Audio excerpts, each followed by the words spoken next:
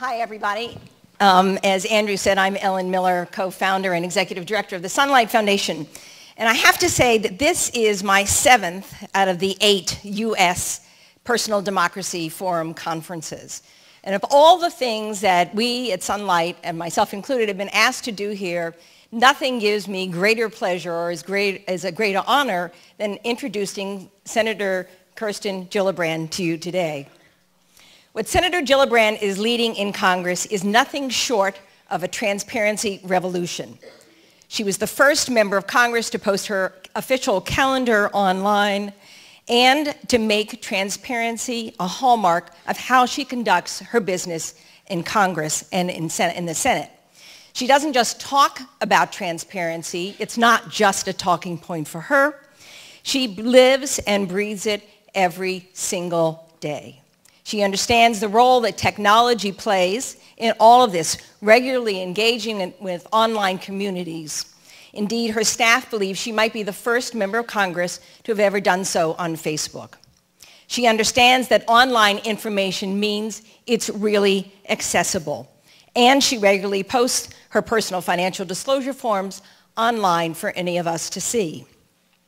She was elected to Congress in 2006 from the 20th District in New York, appointed to the Senate in 2009, and won her election in 2010. One of the major themes of her campaign was her commitment to transparency. I'm honored to present Senator Kirsten Gillibrand.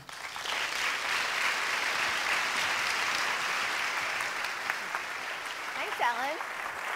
Thank you, dear.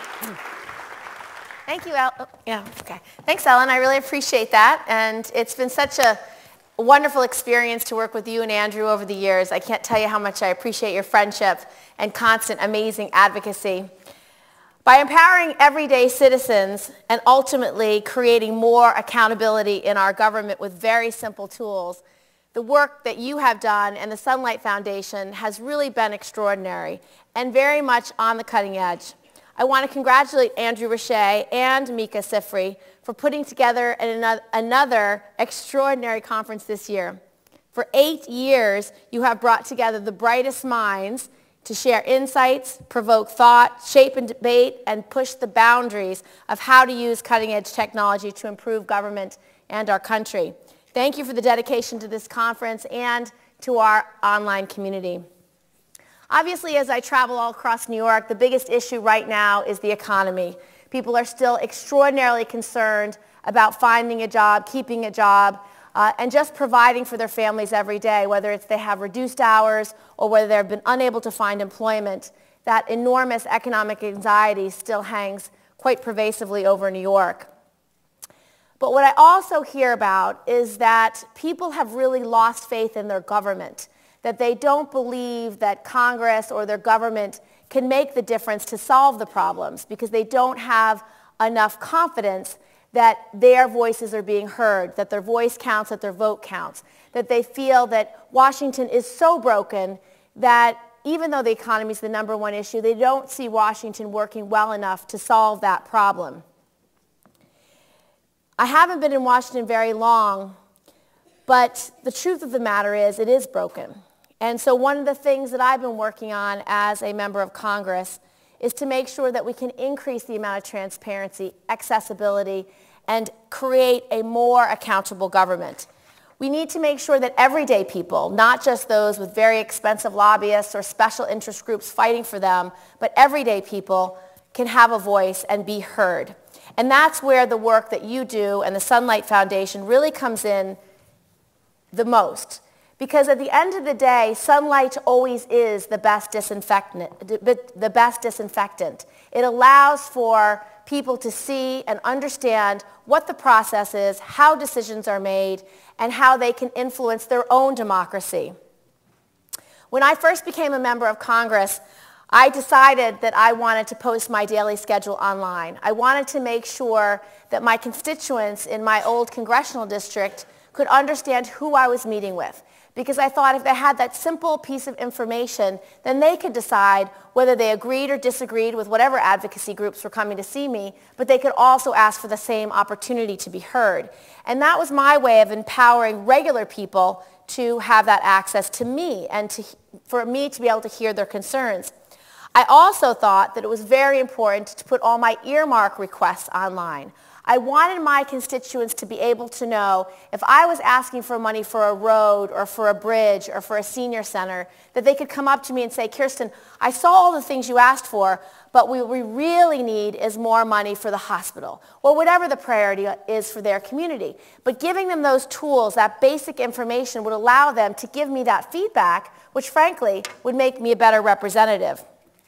The good news about doing that and leading by example and just doing things within my own office is that I could show my colleagues that it works. I could show them putting my schedule, putting my earmark requests, and putting my financial disclosure online wasn't some awful occurrence that would make it impossible for me to do my job. What they saw is it made me do a better job. And literally within 2 years, Speaker Pelosi mandated that all Congress members had to put their earmark requests online. So change happens slowly, but it can be done just by doing things differently in your own office. And even the New York Times at the time said it was a quiet touch of revolution, which I think is exactly what we can do as a community that wants more transparency.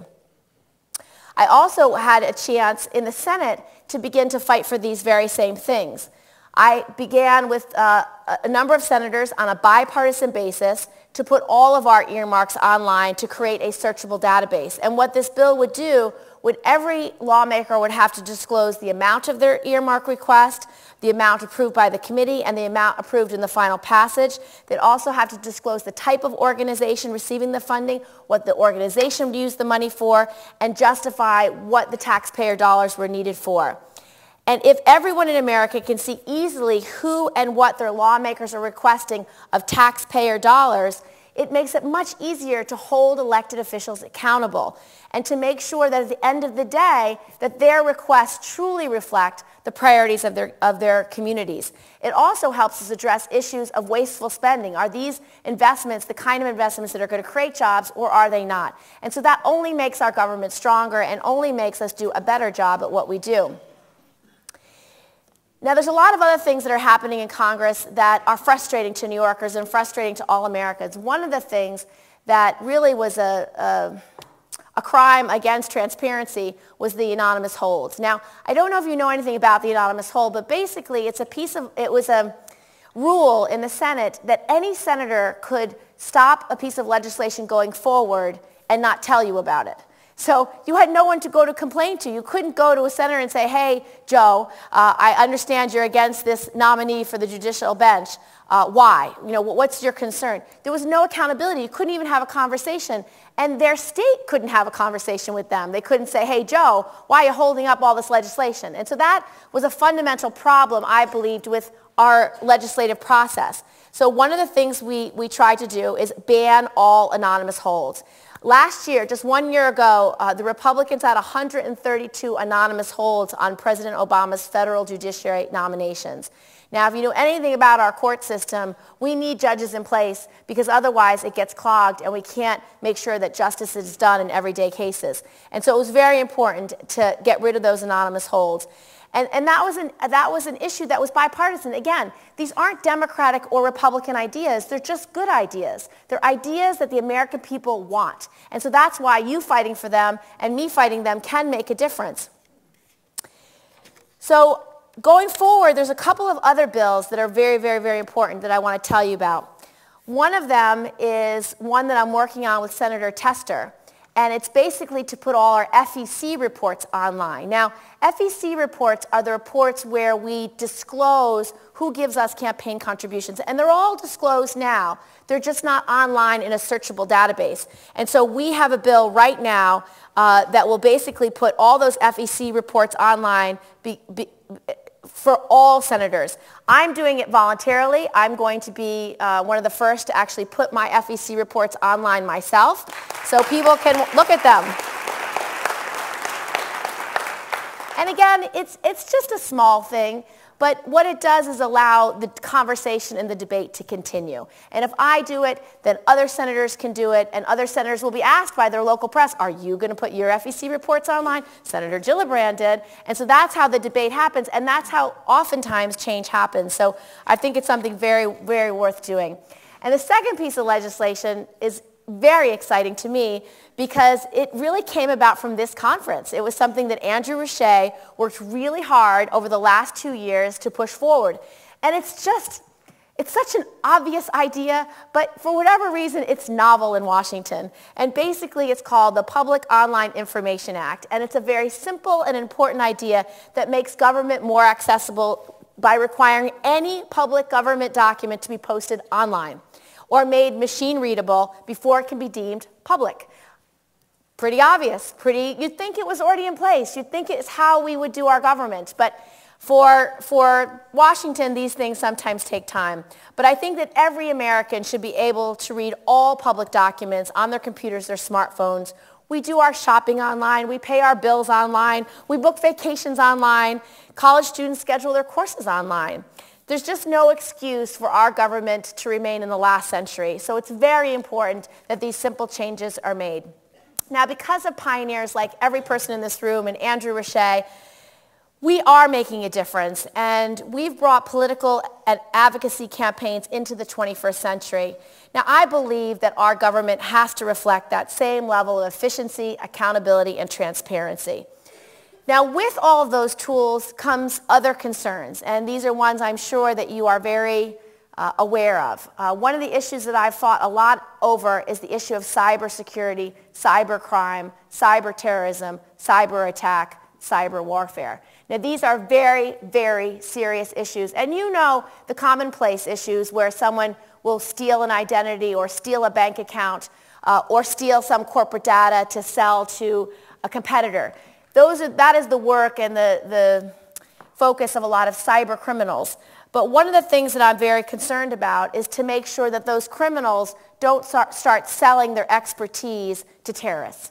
Because we can all imagine the scenarios of a terrorist shutting down an electric grid in the middle of winter. Think about how many lives could be lost and how many lives at risk by such a terrorist attack. Or taking a stock exchange and manipulating it, or zeroing out bank accounts, or shutting down Social Security. That would create enormous reverberations throughout our community and our society, and so we have to really guard against that. So I've been leading the charge on a bipartisan basis with Orrin Hatch to work with this administration on drafting a bill to create a protocol to work with other countries. Because if we get a cyber attack from Russia, there's no way we can go to the Russian government and say, you need to arrest this guy and make sure he doesn't continue to do X, Y, and Z. And so what we've done is created a protocol to begin to work with other countries to enforce crimes against cyber criminals so that it doesn't metastasize over time into cyber terrorism, which is frankly a real risk. And even the DOJ, I think just last week, said that it can be a declaration of war if there's a cyber attack. And I think that is not only legitimate but correct. So we have to build the greatest capability in our own government to make sure we can protect America, protect our economy, and protect the well-being of all Americans. Now, I'm just going to leave you with one anecdotal story because it's very hopeful. And you obviously are from all over this country, but many parts in this country are rural places where we don't actually even have rural broadband. They don't actually yet have access to the internet. And I believe that all families all across America have a right to have access to the internet. I think it's just like decades ago when they were worried about people having access to phones and electricity and plumbing. We should be concerned that every American, every child in this country have access to the internet. So one of the things that I'm focused on is trying to get funding for that, to do as we look at the economy and how do we create jobs and how do we create a better landscape for economic growth, one of the ways we do that is through rural broadband and making sure we have access all across America. So it's one of our major infrastructure investments that I'm going to keep pushing for.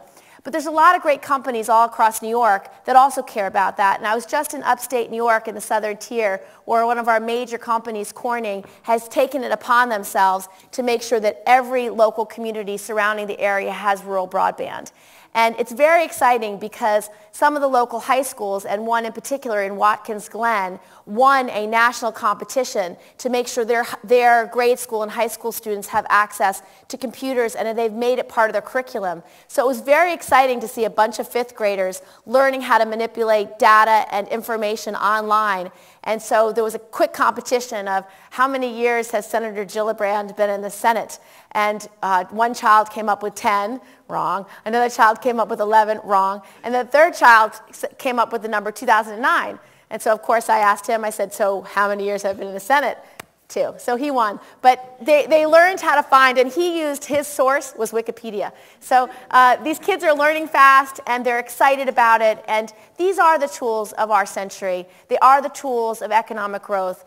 Making sure that our government is accountable and transparent is the kind of government this country deserves. So I just want to thank you for your dedication, your unbelievable commitment to transparent accountability, and for leading the way in government and our communities to make a difference. Thank you so much.